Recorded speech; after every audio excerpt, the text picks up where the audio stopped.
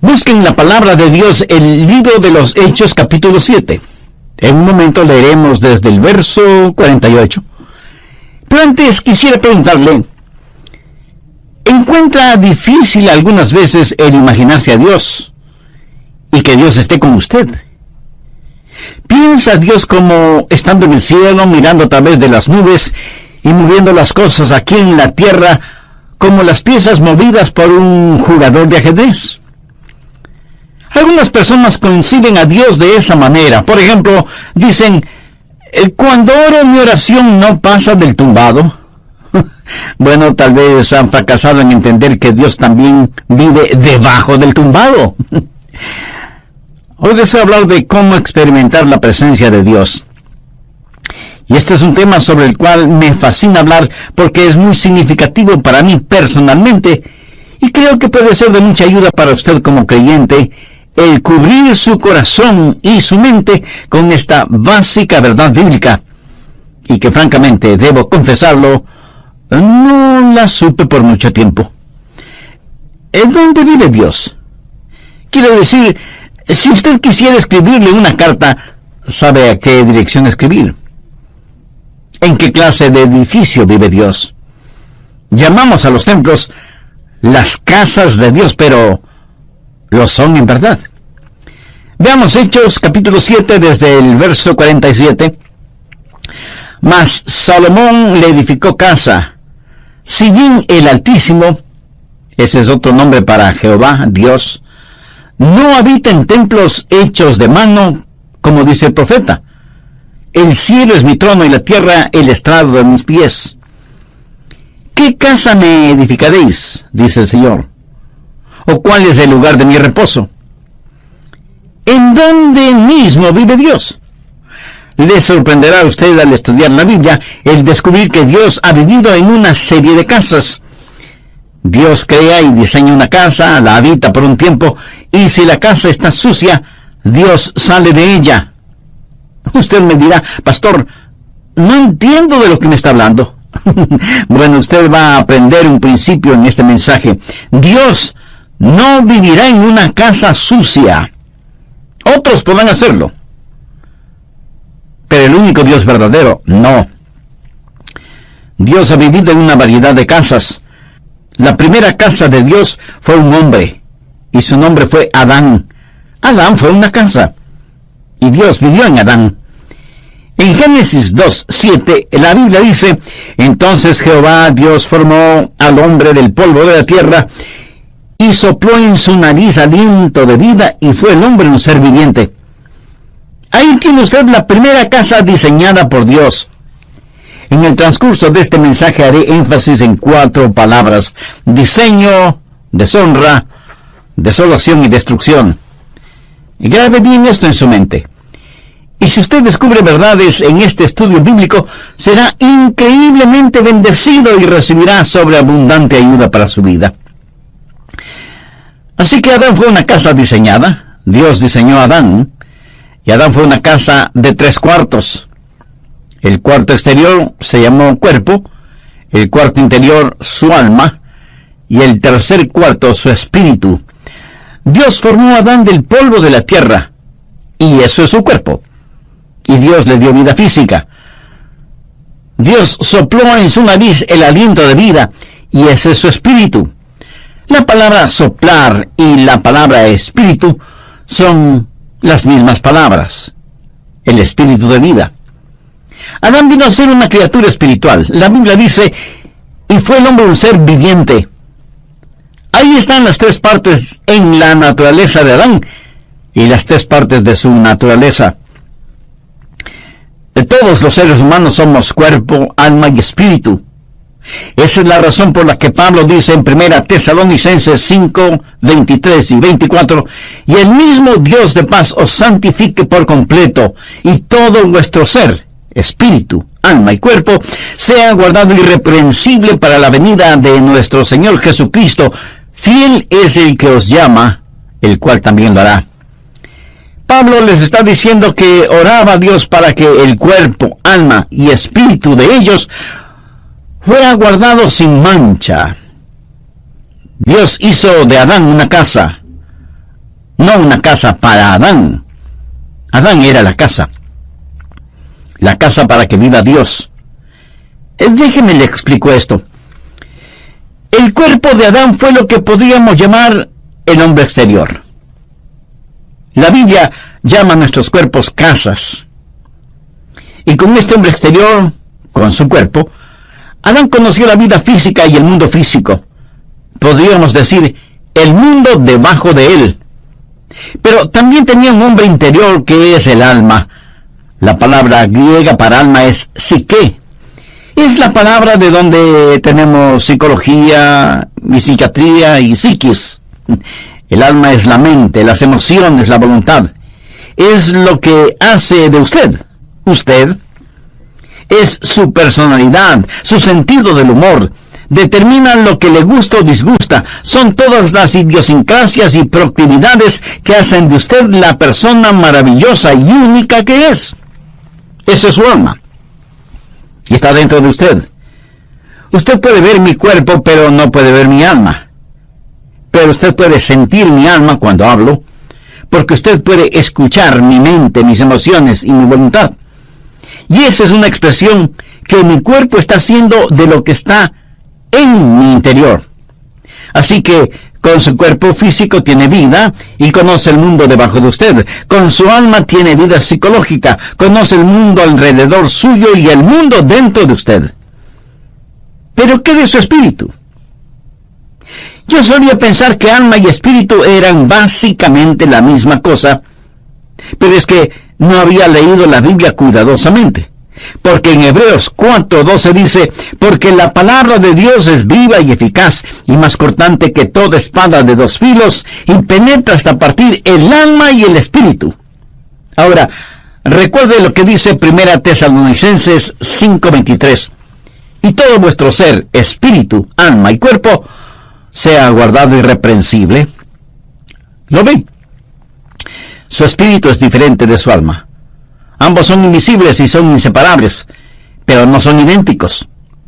Con mi cuerpo tengo vida física y conozco el mundo físico, el mundo debajo de mí. Con mi alma tengo vida psicológica y conozco el mundo social, el mundo que me rodea. Pero con mi espíritu tengo vida espiritual y conozco el mundo que está por encima de mí. ¿Se da cuenta? Fuimos creados para relacionarnos con tres mundos, el mundo físico, el social y el espiritual. Conozco el mundo que está debajo de mí, el mundo que está alrededor mío, y con mi espíritu conozco el mundo que está encima de mí. En Juan 4:24 leemos, Dios es espíritu, y los que le adoran en espíritu y en verdad es necesario que le adoren en espíritu y en verdad. Y en Romanos 8:16 Pablo dice, el espíritu mismo da testimonio a nuestro espíritu de que somos hijos de Dios. En el libro de Génesis, cuando habla de criaturas vivientes, literalmente dice almas vivientes. Si usted tiene un perro, ese perro tiene una mente, una emoción, una voluntad, pero no tiene espíritu. Un perro no puede orar, un perro no puede adorar, un perro no conoce a Dios. Puede mover su cola y hacer piruetas, pero no conoce a Dios. Y las flores, hermosas como son, tienen un cuerpo, pero no tienen alma. Los animales tienen cuerpo y alma, pero no tienen espíritu. Solo el hombre, hecho a la imagen de Dios, tiene espíritu. Adán fue una casa de 3 habitaciones, y a Dios le gusta eso. El cuarto exterior fue su cuerpo, el cuarto interno fue su alma, pero en el cuarto más privado es en donde Dios habita. Dios dice que habitará con aquel que es humilde y contrito de espíritu. El espíritu humano es el lugar en donde habita el Espíritu Santo. Cuando la Biblia dice que Dios caminaba con Adán en el jardín del Edén, ¿cómo caminaba Dios con Adán? ¿Caminaba Dios al lado de Adán? Dios no tiene un cuerpo físico. Dios caminaba en él y con él. Adán era la casa de Dios y Dios vivía en Adán y él caminaba y hablaba con Adán. Dios es un Dios trino, Dios el Padre, Dios el Hijo y Dios el Espíritu Santo. Y todo lo que Dios hace representa la Trinidad de Dios. Por ejemplo, el espacio. ¿Qué es el espacio? Altura, anchura y profundidad.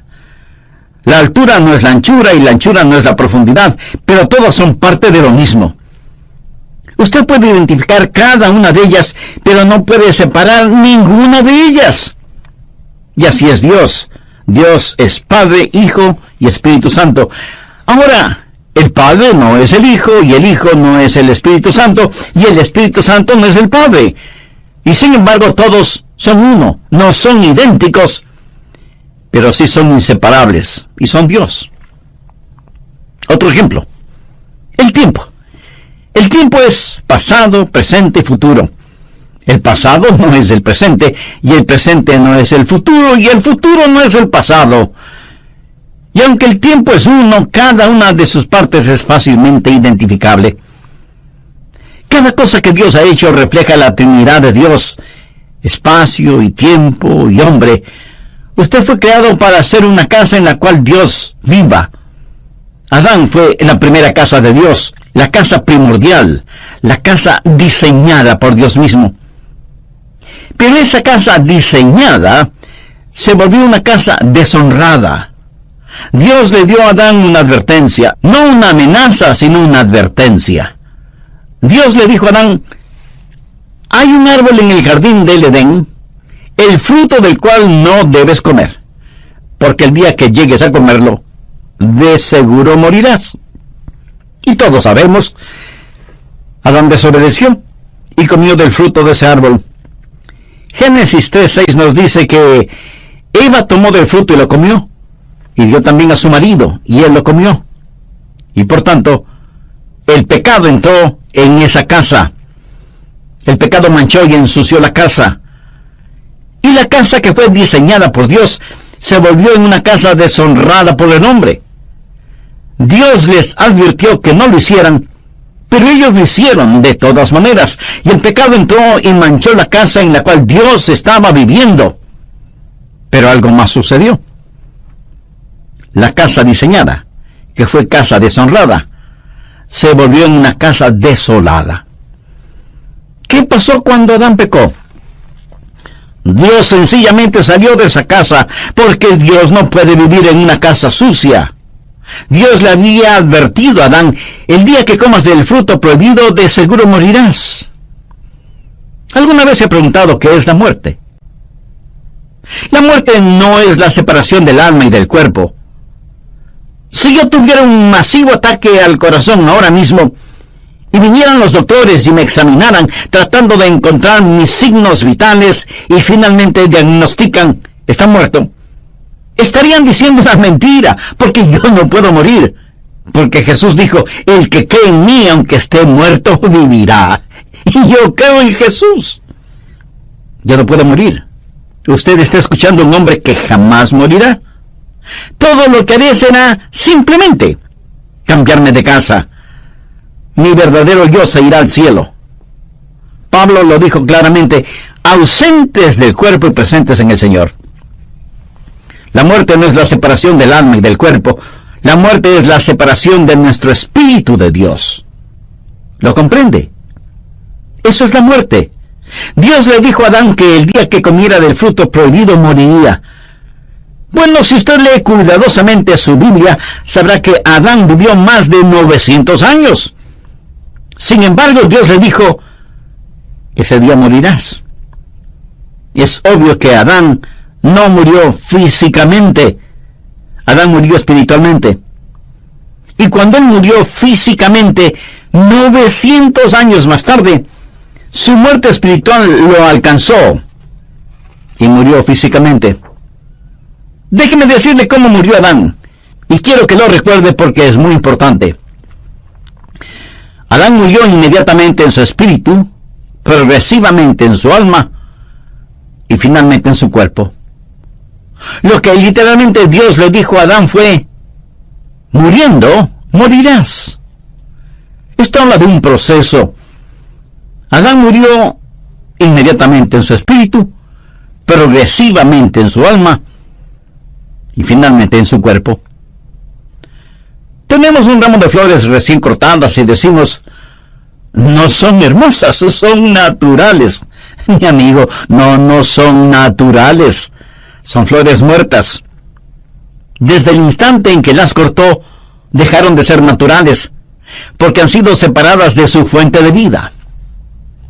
En la Navidad usted dice, vamos a tener un árbol natural, y va y compra un árbol que ha sido cortado.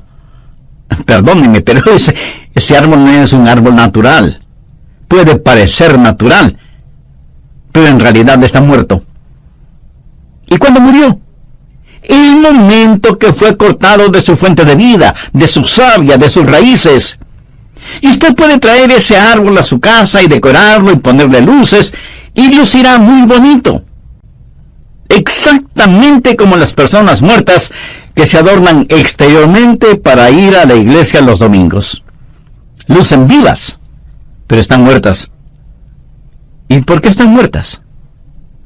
Porque están cortadas, separadas de la fuente de la vida. Unos días más tarde, el árbol comienza a secarse y a evidenciar que está totalmente muerto. Una casa diseñada, una casa deshonrada, una casa desolada. ¿Por qué? Sencillamente porque Dios salió de esa casa. ¿Qué significa el estar perdido? Usted no tiene que ser un ladrón o un asesino, adúltero o blasfemo para estar perdido. Todo lo que tiene que hacer es no tener a Dios en su vida. En Juan 1:4 leemos, en él estaba la vida, y la vida era la luz de los hombres. Así que cuando el Señor salió de su casa, la vida salió con él, y cuando la vida salió, la luz se disipó. ¿Dónde habitaba Dios en Adán? Dios habitaba en el espíritu de Adán. Ahora, cuando Dios salió del espíritu de Adán, ¿qué sucedió? ¿Quién era el siguiente en la línea de mando? El alma. ¿Y qué es el alma? La mente, las emociones y la voluntad. Adán dejó de ser un hombre espiritual, y ahora lo que le motiva no es el Espíritu de Dios. Ya no es guiado por el Espíritu de Dios, está guiado por su mente, sus emociones y su voluntad. Y déjeme decirle que la mayoría de los seres humanos opera bajo ese principio: mente, emociones y voluntad. Sus mentes dicen, creo que debo hacer esto. Sus emociones dicen, siento como que quiero hacer esto. Y su voluntad dice, haré esto. Esa es la manera en que se opera. No son guiados por el Espíritu de Dios. Romanos 8:14 dice, porque todos los que son guiados por el Espíritu de Dios, estos son hijos de Dios. Amiga, amigo, ¿está usted actualmente experimentando la presencia de Dios en su vida? ¿No? ¿Y por qué no? ¿No le gustaría ser la casa en la cual Dios vive? Entonces debe hacer una decisión espiritual ahora mismo. Y la puede hacer mediante una sencilla oración. Querido Dios, deseo tener el privilegio de ser tu casa. Sé que no estoy limpio como para pedirte esto, porque mis pecados me han ensuciado y me han manchado. Perdóname y ayúdame. Señor Jesús, tú derramaste tu preciosa sangre en el Calvario para salvarme y limpiarme. Y este momento te recibo con toda fe, como mi Salvador y mi Señor. Haz de mi vida tu casa. Límpiala con tu presencia y santifícala con tu Espíritu Santo. Lo pido en tu precioso nombre. Amén. Estamos estudiando acerca de una casa diseñada, deshonrada, desolada y destruida. Adán fue la casa que Dios construyó en primer lugar, y porque Adán la manchó con el pecado, Dios tuvo que salirse de ella. Entonces Dios construyó otra casa, el templo o tabernáculo. Esas fueron diferentes formas de la misma clase de estructura. Y Salomón construyó un magnífico templo, que fue también una casa de 3 habitaciones. Si usted no toma en cuenta todos los adornos y decoraciones, el tabernáculo y el templo estaban constituidos básicamente por 3 habitaciones: el patio exterior, el patio interior y el lugar santísimo. El patio exterior, que era el lugar de los sacrificios, donde estaba el altar de bronce, representa su cuerpo, el hombre exterior, porque debemos presentar nuestros cuerpos como sacrificios vivos. La siguiente habitación, el patio interior, representa su alma, porque es donde la gente se encuentra y tiene compañerismo, y se conocen unos con otros y adoran a Dios. Pero había una tercera habitación, conocida como el lugar santísimo. ¿Y qué había en ese lugar santísimo? La Shekinah, la gloria del Señor. Dios habitaba ahí entre los querubines que cubrían el propiciatorio en el arca, y la gloria de Dios inundaba ese cuarto. Dios estaba allí, en un lugar santísimo. El patio exterior, el patio interior y el lugar santísimo. Esta también fue una casa diseñada por Dios. Dios le dijo a Salomón, cuando construyó el templo: «Constrúyelo de acuerdo al diseño que te he dado». No es que ellos simplemente lo pensaron. Dios fue el arquitecto de ese edificio. Dios lo diseñó para que tenga 3 habitaciones, porque todo lo que Dios hace refleja a la Trinidad. Pero no solo fue una casa diseñada, sino también una casa deshonrada. Recuerda lo que Jesús dijo cuando estuvo en el templo y vio a los mercaderes y cambiadores de monedas allí. Recuerda cómo él, movido con ira santa, actuó. Recuerda lo que Jesús dijo: «Escrito está, mi casa, casa de oración será llamada, mas vosotros la habéis hecho cueva de ladrones». Una casa diseñada, una casa deshonrada y una casa desolada, porque Dios no vive en una casa sucia. ¿Qué es lo que hizo Dios? Dios sencillamente se salió. En Mateo 23:38 Jesús dijo: «He aquí vuestra casa os es dejada desierta». Note que en Mateo 21:13 Jesús dijo: «mi casa». Pero aquí en Mateo 23:38 dice: «vuestra casa os es dejada desierta». ¿No entiende?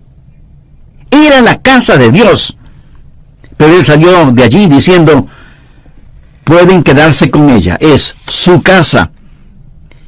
Y ellos continuaron adorando en ella, y continuaron ofreciendo sus sacrificios y quemando sus inciensos, y siguieron cantando sus canciones y diciendo sus oraciones. Pero Dios estaba a miles de años luz de distancia espiritualmente. Él les dijo: «es su casa». Y ellos continuaron siendo religiosos en ella. Una casa diseñada, una casa deshonrada, una casa desolada y, por último, una casa destruida.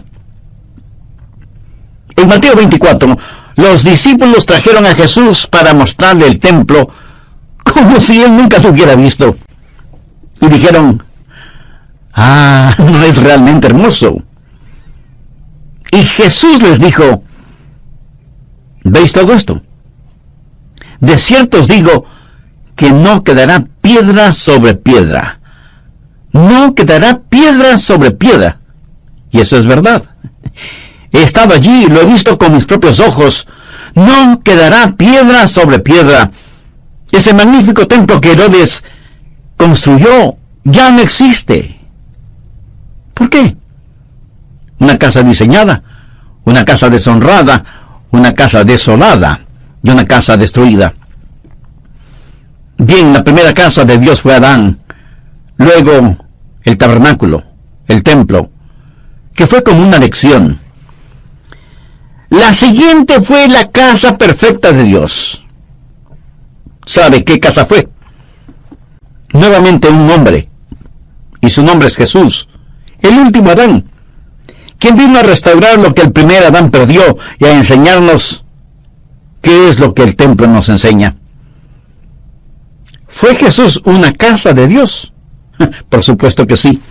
Leamos Juan capítulo 2, los versos del 19 al 21. Respondió Jesús y les dijo: «destruid este templo y en 3 días lo levantaré». Dijeron luego los judíos: «en 46 años fue edificado este templo, y tú en 3 días lo levantarás». Mas él hablaba del templo de su cuerpo. Ellos no entendieron que Jesús estaba hablando de otro templo, que Jesús mismo era el templo. Recapitulemos esto. Primero, una casa diseñada. El cuerpo de Jesús fue obra del Dios Todopoderoso. En Hechos 10:5 leemos: me preparaste cuerpo. El cuerpo de Jesús fue el perfecto diseño de Dios el Padre. Esa es la razón del nacimiento original, concebido en el vientre de María. Él vino como vino, nacido de una virgen, para ser lo que fue, sin pecado, para hacer lo que hizo, morir por nuestros pecados. Y murió por nuestros pecados para que nosotros seamos lo que Él es, Hijo de Dios. Se hizo Hijo del Hombre para que nosotros podamos ser hijos de Dios. Nació de una virgen para que nosotros podamos nacer de nuevo. Él vino a la tierra para que nosotros podamos ir al cielo. Jesús fue una casa diseñada. Segundo, una casa deshonrada. Usted dirá: oh no, pastor, no esa casa. Busque Isaías 53:6. Todos nosotros nos descarriamos como ovejas, cada cual se apartó por su camino, mas Jehová cargó en él el pecado de todos nosotros. Escuche, mi pecado, su pecado, nuestros pecados fueron puestos sobre el Señor Jesucristo. Nuestros pecados mancharon y ensuciaron esa casa. Busque 1 de Pedro 2:24, quien llevó él mismo nuestros pecados en su cuerpo. Nuestros pecados con toda su vileza fueron puestos sobre el Señor Jesucristo. Y esa es una buena razón para que usted ame al Señor Jesús. No hay nada que me conmueva más que Getsemaní. Y cuando pienso en Getsemaní, mis ojos se llenan de lágrimas al recordar la oración de Jesús. Padre mío, si es posible, pase de mí esta copa. Ahora, ¿qué había en esa copa? Todos los pecados de todos los tiempos de toda la humanidad. Ahora, no piense en todas las naciones del mundo, piense en su propio país, en su propia ciudad, en su pueblito o en su aldea. Y piense solo en el pecado de la mentira en un solo día. Piense en las blasfemias que se dicen en un solo día y las perversiones sexuales que ocurren en un solo día. Multiplique eso por todas las naciones, pueblos y aldeas que hay en todo el mundo durante todas las épocas. Destílelo hasta lo sumo. Póngalo en una copa y désela a beber al Hijo de Dios. Él se volvió pecado por nosotros. Y cuando Él se volvió pecado, Dios el Padre tuvo que tratarlo como trataría a cualquier pecador bajo juicio. El apóstol Pablo dice en Romanos 8:32, el que no escatimó ni a su propio Hijo, sino que lo entregó por todos nosotros. Jesús no solo llevó nuestros pecados, pero Él, el Hijo de Dios, fue el objeto del aborrecimiento del Padre. Tercero, una casa desolada. Cuando Jesús estuvo clavado en la cruz y cuando los negros dedos de la oscuridad cubrieron el monte Calvario, cuando la tierra tembló y se estremeció, y Jesús soportó todo el peso de nuestros pecados, y Él clamó: Dios mío, ¿por qué me has desamparado? Le diré por qué el Padre le desamparó. Dios no puede vivir en una casa sucia. Él abandonó esa casa que quedó desolada. Y Jesús murió solo. Solo. Amigo, comprende el impacto de esto. Jesús no contó con el consuelo de su Padre. Jesús murió solo. Cuando David caminó por el valle de sombra de muerte, él pudo decir: no temeré mal alguno, porque tú estarás conmigo. Jesús no pudo decir ni siquiera eso. Estuvo olvidado de Dios y de los hombres, suspendido entre el cielo y la tierra, una casa diseñada, una casa deshonrada, una casa desolada. cuarto una casa destruida. Jesús supo lo que le iba a pasar. Esa es la razón por la que dijo en Juan 2:19, destruid este templo, y en 3 días lo levantaré. Sabía que iba a ser destruido, porque sabía cómo Dios su Padre trabaja. Bien, la casa primaria de Dios fue Adán. La segunda casa diseñada por Dios fue el templo, y la tercera y perfecta casa fue el Señor Jesucristo. Pero sabía que Dios tiene otras casas. Sabía que Dios dejó de cambiarse de casa. Déjeme decirle cuál es la casa permanente de Dios. Si usted es un genuino hijo de Dios, mírese a usted mismo. Mire a los otros hijos e hijas de Dios. ¿Qué es lo que dice 1 Corintios 3:16? ¿No sabéis que sois templo de Dios y que el Espíritu de Dios mora en vosotros?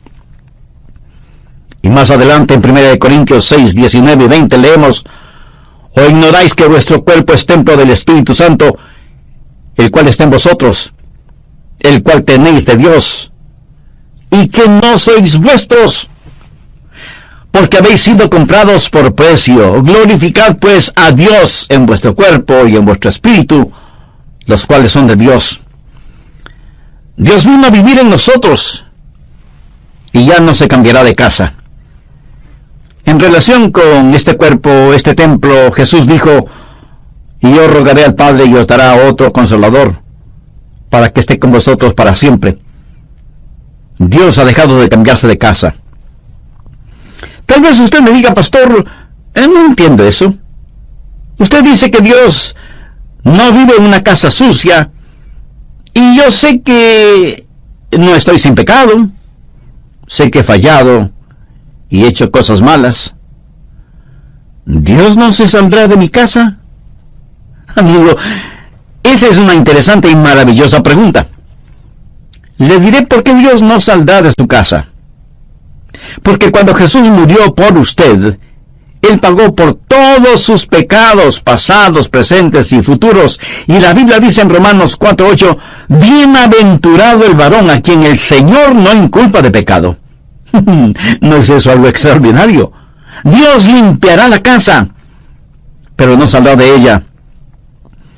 El pecado por el cual murió Jesús jamás será puesto en su cuenta si usted ha recibido al Señor Jesucristo como su Salvador y su Señor en forma personal. Él nunca lo hará. La Biblia habla del espíritu del hombre hecho perfecto, y de eso quiero hablarle. Y deseo que usted atesore estas lecciones en lo más profundo de su corazón. La primera lección tiene que ver con la salvación. ¿Qué es la salvación? Salvación no es sacar al hombre de la tierra y llevarlo al cielo. Es sacar a Dios del cielo y que venga el hombre. Esa es la diferencia. Mucha gente cree que la salvación es que sus pecados sean perdonados para poder ir al cielo. El que sus pecados sean perdonados es preparación para la salvación. Ir al cielo es un subproducto de la salvación. Salvación es tener a Dios de regreso en su corazón. La segunda lección tiene que ver con la espiritualidad. ¿Quién es una persona espiritual? Es aquella que practica la presencia de Dios. No cree que usted asiste a una iglesia para ser espiritual o para adorar. Más bien traemos nuestra adoración a la iglesia. Verá, cuando usted se salva, cada día es un día santo, y cada lugar es un lugar sagrado. Usted es la casa de Dios.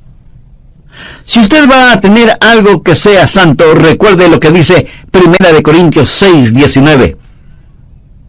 ¿O ignoráis que vuestro cuerpo es el templo del Espíritu Santo, el cual está en vosotros, y que no sois vuestros? Usted tiene que vivir una vida sobrenatural porque Dios vive en usted. Y un cristiano salvado es naturalmente sobrenatural y sobrenaturalmente natural. Me agrada la gente que es sobrenaturalmente natural. Me gusta la gente que es la misma en el cuarto de un hotel o en el culto de adoración. Usted no va a la iglesia únicamente a actuar en forma religiosa. ¿Sabe cómo Jesús llama a los actores? Hipócritas. Escúcheme. Si usted es ya salvo, Dios vive en usted. Y cada día es un día santo y cada lugar es un lugar sagrado. Y todo lo que haga debe hacerlo como para la gloria de Dios. Practique la presencia de Dios. La tercera lección tiene que ver con la seguridad. Gracias a Dios, Él dejó de cambiarse de casa. En Juan 14:16, el Señor Jesús nos dejó una firme y segura promesa. Y yo rogaré al Padre, y os dará otro consolador para que esté con vosotros para siempre. Dios salió de la casa que fue Adán. Dios no va a salir de mi casa. ¿Cuál es la diferencia? Yo tengo algo que Adán no tuvo, a menos que se haya salvado. En el jardín del Edén, Adán fue inocente. Pero yo soy justo. No mi propia justicia, sino la justicia de Dios impartida. ¿Cuál es la diferencia entre inocencia y justicia? Bueno, inocencia es lo que la palabra implica, nunca pecado. Pero la justicia es el regalo de Dios.